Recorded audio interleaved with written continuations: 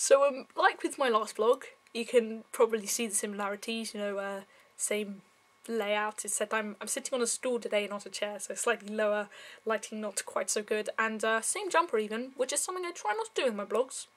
I like showing off all my clothes. Like last week's vlog, this is sort of just a me sit in front of camera and pour out my heart to my wonderful viewers. Again, I've already recorded it in bits, but I kind of had a complete and utter breakdown.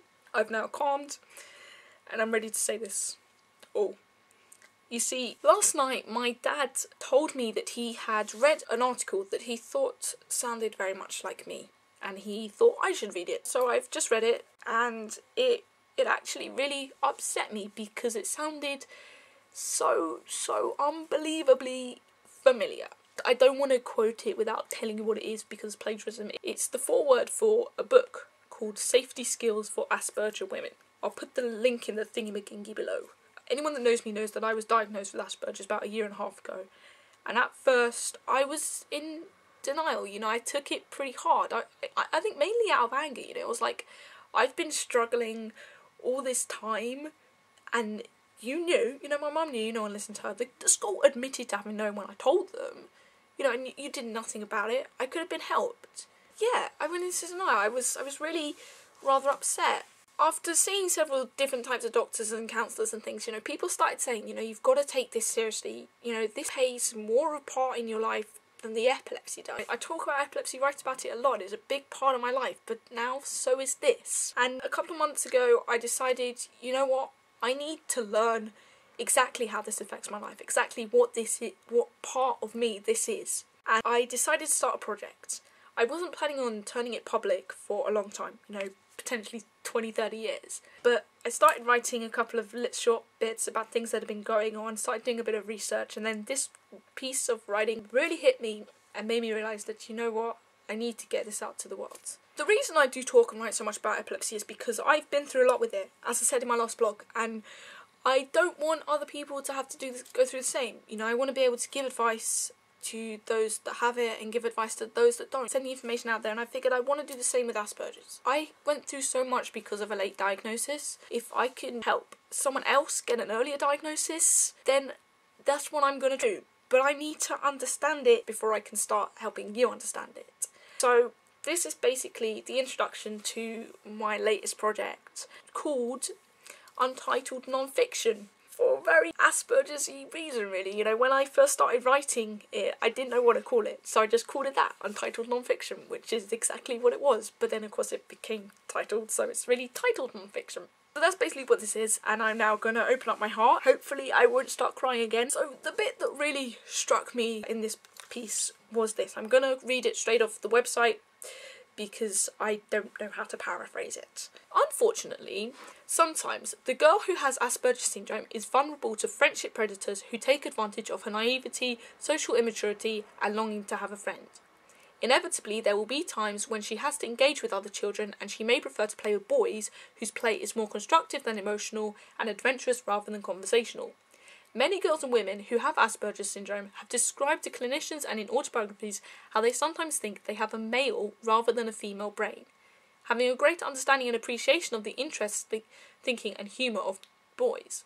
The girl who has Asperger's syndrome can be described as a tomboy, eager to join in the activities and conversations of boys rather than girls. Now, that's not necessarily me now, but as a kid, that really was me. There's a few distinct things I remembered when I read it. One was the excitement I got the first time my mum bought me a boys t-shirt. I was just like, yay, it's a boys t-shirt. I always preferred red instead of pink. There's another thing, and this was what I've never admitted this to anyone before. I just told it to my dad now. It also talks a lot about how girls sometimes go off into other worlds in order to hide from this social awkwardness that they get and this fear that they have of social stuff. And when I was a kid, I had a world of my own, my upstairs toilet, and when I was in the upstairs toilet, I wasn't me, I was this boy. And I would sit there on the toilet, not actually even go into the toilet, just sit there as this boy and talk to this giant group of imaginary people about my day, and it was a big part of my life. I don't quite remember why or what or how long it went on for, but it's something I used to do. you know, I just thought it was imagination. Now, looking back at it, it sounds completely and utterly ridiculous and like a complete and utter freak. I mean, you know, it continues even to an extent now. I have a severe insecurity about the unknown and the future. You know, that is a big part of my Asperger's. So I like to plan and imagine what my future might be like. Bus journeys, the bath, when I'm in bed.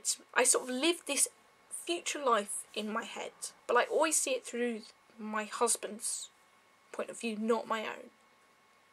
And that, I guess, a male mind. I've always preferred boy things, you know. I love football, love Doctor Who, I love Meccano. It mentions how young children may prefer non-gender specific toys like Lego. Meccano is pretty similar. God, thinking about it now, I don't know why I got so emotional in the first place. I guess it's just a realisation. I mean, it also mentions about fantasy worlds and sci-fi and stuff, like Harry Potter, and how they may relate to Harry Potter. Oh my god, when I was reading the Harry Potter books, I explained that to my last book as well.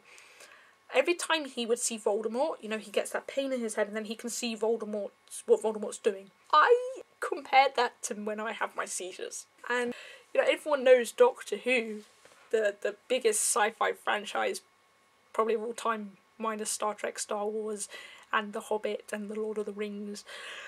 You know, that is my escape route. It's what I do when I'm stressed. It's the only thing that ever truly makes me feel better. That's part of just who I am. Anyway, there's no complete productive route I can take with this because there's no analysis I can give of you. It also mentions how although they may not be very sociable, they could be very good at noticing what's right and analysing people, which is what I do so much without even realising. I am just like an analyst. Don't know what the word is. So I'm gonna end it here. But before I go, I just want to say, you know, thank you so much for all the support you gave me with my last blog. The positive comments I got really made me feel so amazing, and I hope the same happens with these. You know what? If you've been through similar things, please tell me your story, and I will try my best to support you, because as I said, I want to be able to help people with this, and you can't give out information until you've collected it. So thank you so much, and ask, you know, please no negative comments, because I was bullied for 6 years pretty much non-stop because of this kind of thing. I'm now gonna end this blog, but with my left hand, not my right hand, because I got my new ring on, which is really pretty. Alright then, David Tennant salute, and goodbye.